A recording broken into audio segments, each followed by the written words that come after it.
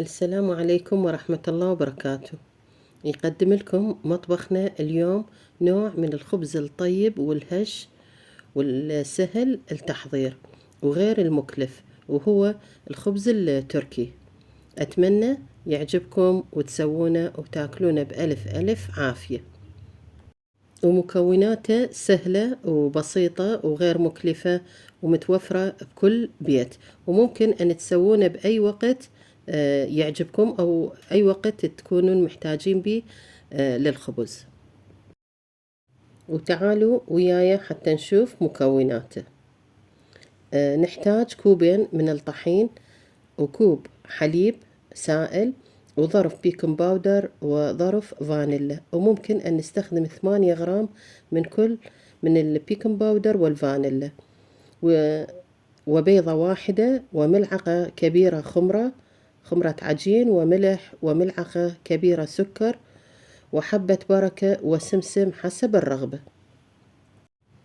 وطريقة العمل: أولا نفصل بياض البيضة عن الصفار، ونستخدم البياض ونحتفظ بالصفار لنهاية الفيديو.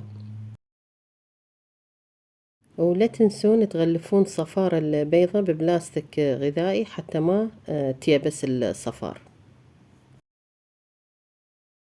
نحط الحليب بصحن التحضير، ونحرص على أن يكون الحليب دافي حتى يساعد على عمل الخميرة.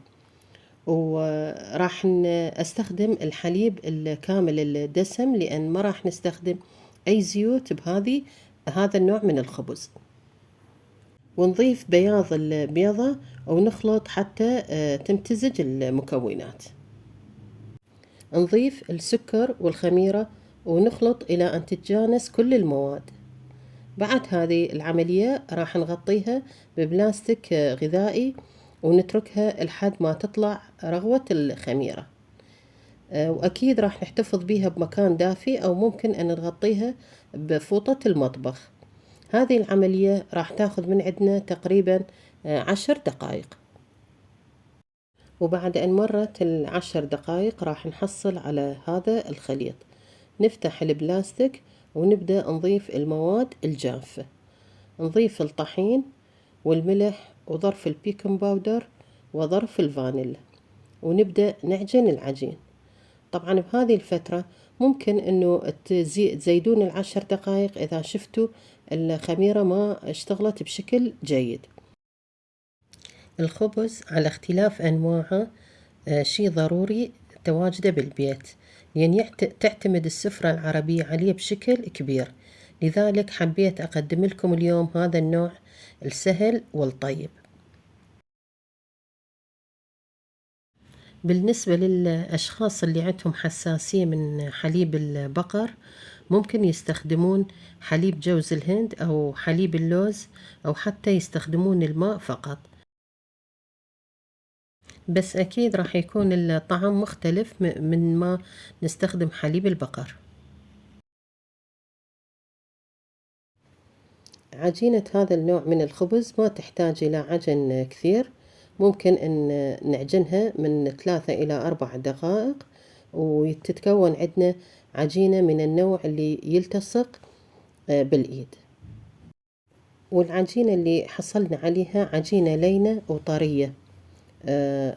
راح نضيف لها 3 ملاعق زيت، ونعجنها عجن بسيط، ونغطيها حتى تخمر لمدة نصف ساعة تقريبا. نغطيها بفوطة المطبخ ونخليها بمكان دافي، وإذا كان الجو بارد ممكن أن نزيد فترة الاحتفاظ بها حتى تختمر بشكل جيد. وبعدها طلعت بهذا الشكل، راح نفرغها من الهواء ونلفها على بعضها ونحطها بالصينية.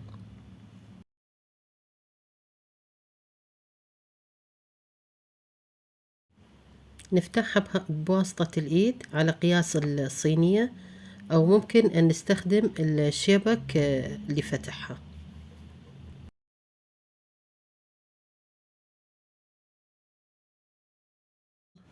نفتحها بهذا الشكل ونتركها لمدة ربع ساعة حتى ترجع تختمر مرة ثانية.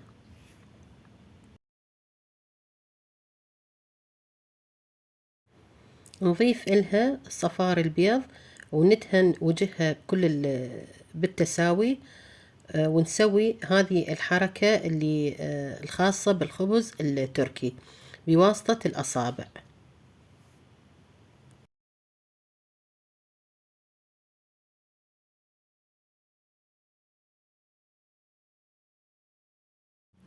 طبعا هذه الحركة كلش ضرورية لإعطاء الخبزة شكلها المميز. نضيف إلها السمسم والحبة البركة على وجهها، ونكون بهذا الوقت محضرين الفرن على درجة 200 درجة مئوية.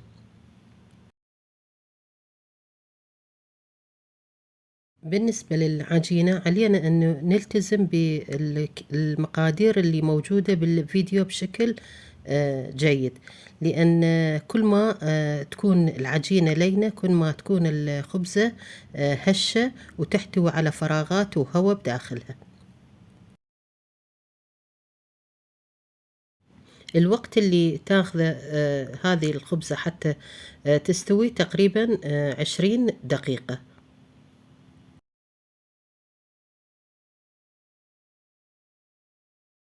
نخلي الخبزة على الرف الوسط، والفرن يكون مفتوح من الأعلى ومن الأسفل بنفس الوقت.